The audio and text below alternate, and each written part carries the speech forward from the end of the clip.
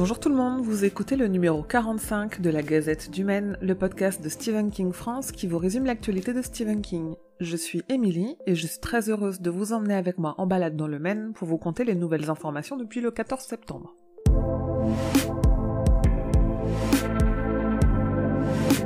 On attaque avec une excellente nouvelle puisqu'on a enfin une date pour une parution française de If It Bleeds.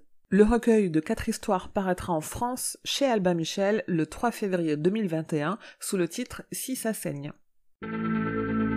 Steven et Tabitha ont fait un nouveau don de 50 000 $ pour subventionner des aides alimentaires pour les habitants d'une île du Maine.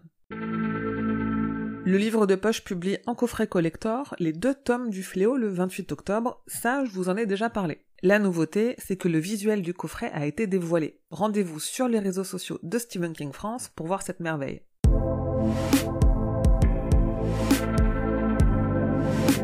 Que pensez-vous d'une version du film Stand By Me, mais avec un groupe de filles ? C'est Amy Seymour qui a évoqué l'idée lors d'une interview avec Coming Soon.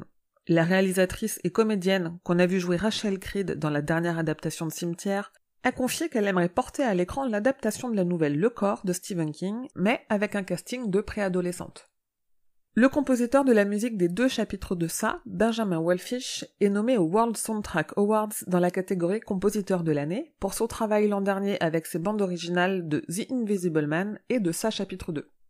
On a appris qu'en 2021, l'éditeur de Blu-ray et DVD ESC ressortira La Part des Ténèbres, le film de George Romero d'après le roman de King. À ce stade, encore aucune info sur une date ou des bonus. Pour Halloween, Warner va sortir un beau coffret collector 4K Ultra HD des 2 chapitres de ça. En revanche, toujours pas de nouvelles d'un super montage ou d'un super cut. Crise sanitaire oblige, les Comic-Con s'adaptent et se font virtuellement. Celle de New York se tiendra en octobre et on a appris qu'un panel sur la mini-série Le Fléau se tiendra le vendredi 9 octobre à 18h40. On y retrouvera de nombreux membres du casting, dont Whoopi Goldberg et James Marsden, mais aussi le showrunner Benjamin Cavell et le producteur exécutif Taylor Elmore. Vu tout ce beau monde, nul doute qu'on en apprendra un peu plus sur la série, et avec un peu de chance, on aura même de nouvelles images inédites. Mais il y a des choses qui ne peuvent pas se faire virtuellement. On a appris qu'Andrew Lincoln, l'acteur qui joue Rick Grimes dans The Walking Dead, devait avoir un grand rôle dans la saison 2 de Creepshow.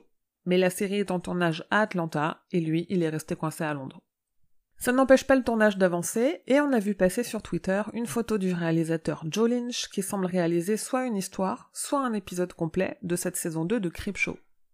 Et si le tournage avance, l'équipe n'en est pas moins consciente que cette année, ils ne sortiront pas leurs épisodes pour Halloween, comme ça avait été le cas l'an dernier. Pour consoler les fans et les amoureux et amoureuses d'Halloween, un épisode animé va sortir sur Shudder le 26 octobre et il adaptera la nouvelle Le Goût de Vivre de King, avec la voix de Kiefer Sutherland, et la nouvelle En direct du Cirque de la Mort de Joe Hill, avec la voix de Joey King.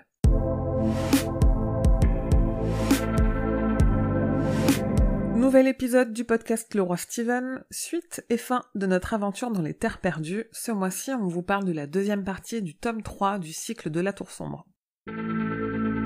Cette année marque le 30e anniversaire de la mini-série Ça, la première adaptation du roman du même nom de Stephen King, dirigé par Tommy Lee Wallace.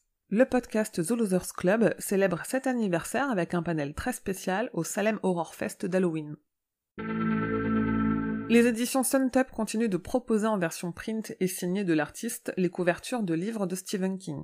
Ce mois-ci, on a eu droit à la très belle couverture américaine de Mr. Mercedes, créée par Sam Weber. Et enfin, le petit point habituel sur les derniers produits dérivés, avec au programme une Woodbox avec du Jack Torrance et du Gripsou dedans, et encore plus de clowns maléfiques, avec notamment 2 nouvelles canettes soda de Funko avec cette fois-ci la version 1990, mais aussi une boule à neige, une poupée animée, un clown gonflable et une boule de sapin en forme de Gripsou masqué.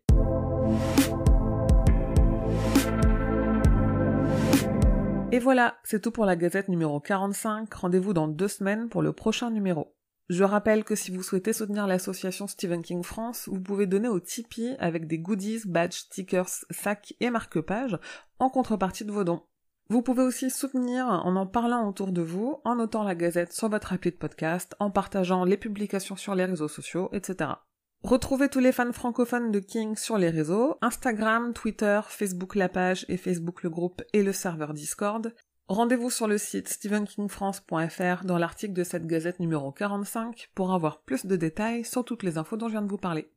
La Gazette du Maine est un podcast du label Podcut qui vient de faire entrer dans sa grille 6 nouveaux podcasts dont je vous conseille l'écoute.